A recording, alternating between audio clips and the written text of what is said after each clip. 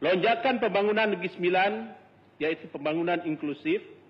Kita melihat sekali lagi Kerajaan Persekutuan telah menginspirasikan Pelan Transformasi TN50, minta maaf, baru-baru ini. Dan Kerajaan Negeri telah melaksanakan jangka panjang Negeri Sembilan Moden 2015-2045 yang dirangka lebih awal. Namun hakikatnya, ia adalah reaktif ke atas kegagalan realisasi aspirasi Wawasan 2020. Apa yang penting ketika kerajaan mengumumkan pelan atau rancangan yang baru kepada rakyat, yang penting bagi rakyat adalah kesejahteraan hidup mereka yang lebih baik.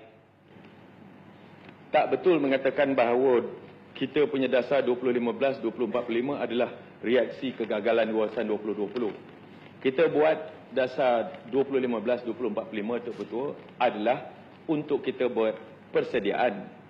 Kita akan menjurus kepada 2020. Tetapi what is beyond 2020 dengan izin?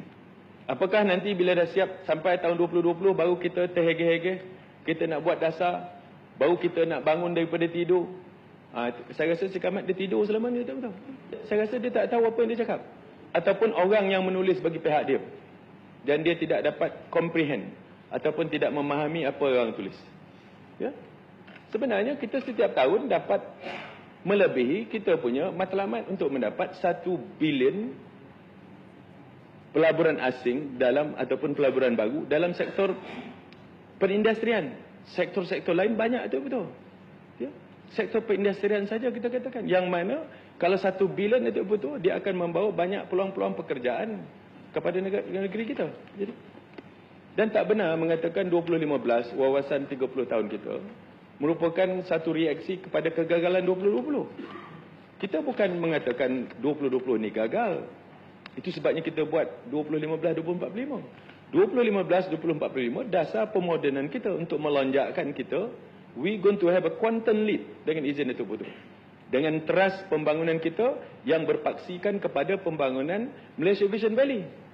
Dan saya pernah cakap dalam masa 10 ke 15 tahun, tak sampai 15 tahun, insya-Allah 10 tahun itu betul, negeri sekecil Negeri Sembilan ini akan mampu membuat suatu belanjawan yang boleh menjangkau kepada 1 bilion. Hasil daripada pembangunan kita ada. Without taking into consideration, without having to raise the tax ataupun quit rent dengan ejen itu betul. Ini yang kita buat.